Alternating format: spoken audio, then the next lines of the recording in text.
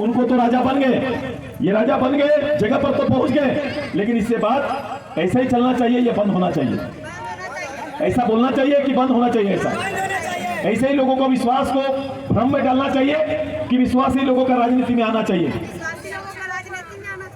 ऐसा होगा अगर ये चलेगा तो 2024 के लिए ये भी तैयार रखना कि 2040-24 में कोई ऐसा व्यक्ति आएगा और आपको ये बोलेगा कि आप मुझे वोट दे दो, मैं गिरिडीह में आपको अपार्टमेंट दे दूंगा, आप वोट दो, अपार्टमेंट गिरिडीह में आपको मिलेगा। ऐसा भी तो बोल सकते हैं कि नहीं? आज की इस वास्तविकता को अगर आप स्वीकार कर लेंगे तो 2024 में इससे बड़ा गलत बोलने वाला व्यक्ति आ जाएगा। और अगर आज रोक देंगे, आज ये तय कर लेंगे कि 2024 में आपने गलत 19 में कहा था, इसलिए आपको मत नहीं देंगे, देश माँ तो आपके जमीर को जगाने के लिए आया है, वोट के मतलब को जगाने आया है, इसलिए नहीं कि मुझे वो नहीं चाहिए, जसोदा चाहिए, मुझे इसलिए अपना वोट जसोदा को देना है क्योंकि सामने वाला ने झूठ बोल के हमारा वोट लिया था, इसलिए उसके विरोध में मतदान करना होगा। और ये मतदान ही आने वाला 24 के लिए एक राजनीति को एक नई दिशा देने का एक पहल होगा। मैं आग्रह करता हूं, आप लोग चाहें कि नहीं ऐसा होना चाहिए? बोलिए, ऐसा आचरण चाहेंगे कि नहीं? राजनीति से एक अच्छा आचरण चाहते हैं कि नहीं? राजनीति में एक विश्वास पैदा रखना चाहते हैं कि नहीं? अगर ये रहना चाहते हैं तो जसोदा जी के पक्ष में अपना वोट देने का काम करिए। मैंने और एक गलती किया, मैंने आज की राजनीति की परिभाषा को थोड़ा फिर से पुनर्परिभाषित करने का प्रयास किया है। आज की राजनीतिक परिभाषा ये है, आगे बोला जाता था कि अच्छा आदमी होगा, लोगों के बीच मिलता होगा, जिसके ऊपर भरोसा होगा उसको वोट देना चाहिए, वैसा आदमी नेता बनना चाहिए। यही ना होता था? नेता ऐसा बने जिसके ऊपर विश्वास करें और लोगों के दुख सुख में जो भाग ले, ऐसा आदमी विश्वासी होना चाहिए और उसके पक्ष में वोट करेंगे। आज के दिन में एक मुखिया, पंचायत, वार्ड, जिला, ये सब लड़ने के लिए भी जब आप जाते हैं तो लोग आपसे पूछते हैं, MP MLA पूछते हैं कि आप अच्छा आदमी आगे बढ़े कि मैं वोट में जाना चाहता हूं, तो लोग पूछेंगे, उनसे पूछने का काम करते हैं कि भाई आपके पास पैसा है कि नहीं। लोग पूछते हैं ना, चुनाव लड़ने से पूछते हैं कि आपके पास पैसा है कि नहीं। पैसा होगा तो आप चुनाव लड़ पाइएगा, पैसा नहीं होगा तो आप चुनाव नहीं लड़ पाइएगा। मैंने ये तय किया है कि एक गरीब घर की बेटी और आपकी बहू को मैंने चुनाव लड़ाने का साहस जुटाया है। मैंने एक साधारण परिवार से एक बहू को आपके पक्ष में चुनाव के लिए सामने किया है। ये गलती की है कि ठीक किए हैं? गरीब घर के लोगों को चुनाव में आना चाहिए कि नहीं आना चाहिए? गरीब घर के लोग केवल वोट देंगे, राजनीति में नहीं आएंगे क्या? तो ये निश्चित रूप से अगर जसोदा जी आई है तो ये पंचायत जसोदा जी के पक्ष में ऐतिहासिक वोट करेगा ना? करिएगा ना सभी लोग? करिएगा ना सभी लोग? सभी दीदी जसोदा जी के पक्ष में वोट करिएगा ना? गरीब घर के पक्ष में वोट करिएगा ना? मैं यही आग्रह करने आया हूँ। शाम का समय है, शाम के समय है, खाना बनाने का जल्दी होगा। हाँ, सांझ बाती भी देना है, तो आप सभी लोग खड़ा हो जाइए, मैं खड़े खड़े बात कर लूंगा। चलो, मैं देरी नहीं करूंगा, आ जाओ, आइए जसोदा जी सामने आ जाइए।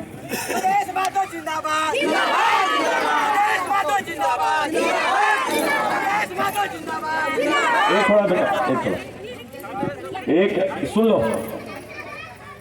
देखो, जो पंचायत पहले से तय कर चुका, जिस पंचायत में मत देने का संकल्प ले लिया, ये दामोदर बाबू का प्रारंभ का कर्म भूमि रहा है। मैं भी 2002 में मुझे बताया कि कोई फुटबॉल मैच में मैं यहाँ आया था, आया है ना? पहले भी मैं आया हूँ।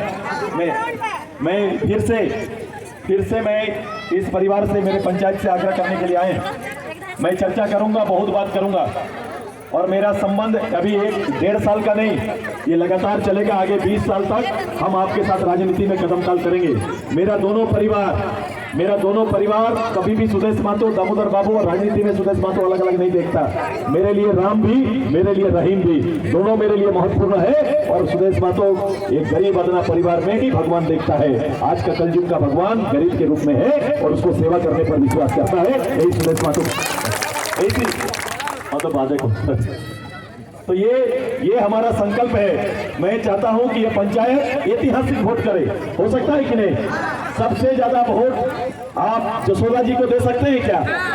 दे पाएंगे क्या?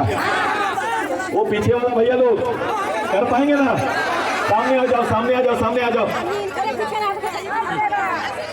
सबसे आगे वोट में रहेंगे हम लोग। ये पंचायत ये काम करेगा। अगर ये पंचायत सबसे ज्यादा वोट देना है तो सबसे पहला संकल्प होना चाहिए कि हमारा एक वोट छूटना नहीं चाहिए, तब तो कर पाएंगे ना। लेकिन दिक्कत ये है कि डुमरी के हमारा साधारण परिवार का हर दूसरा तीसरा घर का बच्चा बाहर काम कर रहा है कि नहीं? पेट के खातिर बाहर है कि नहीं? दूसरे प्रदेश में हम हर जगह पर मेरे यहाँ का 12,000 मेरा यूथ बाहर है, परिवार का लोग बाहर है। अगर संभव हो पाए तो उनको बताना कि भैया आए थे, अगल बगल होगा तो उनको बुला लेना, ताकि हम लोग अपना मत प्रतिशत बड़ा कर पाए। इसीलिए मैंने कहा कि एक वोट हमारा छूटना नहीं चाहिए, ये कोशिश करिए। अगर आप आए तो बुला लीजिए जरूर। दूसरा करिए, दूसरा कोशिश ये कि हमारा वोट लुटना नहीं चाहिए। ये झारखंड मुक्ति मोर्चा ने हमारे बीच में, हमारे लोगों के बीच में झारखंड मुक्ति मोर्चा के कैरेक्टर को, चरित्र को बदल कर रख दिया। मैंने कहा है, मैं लगातार कह रहा हूं, ये 1972 का गठित विनोद बाबू का झारखंड मुक्ति मोर्चा नहीं है।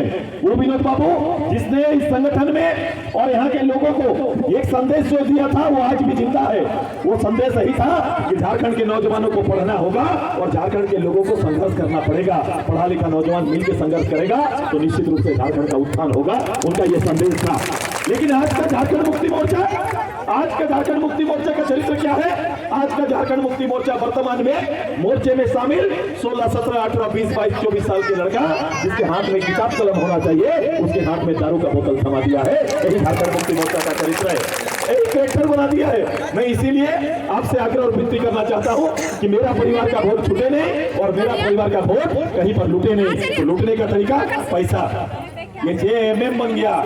जेएमएम झारखंड मसल और मनी पट्टी बन गया है। अभी ये बल प्रयोग दिखा रहा है। आपने देखा था चंद्रपुरा हम गए थे, मैंने राजनीति 25 साल में ये चीज कहीं नहीं देखा कि किसी के सभा में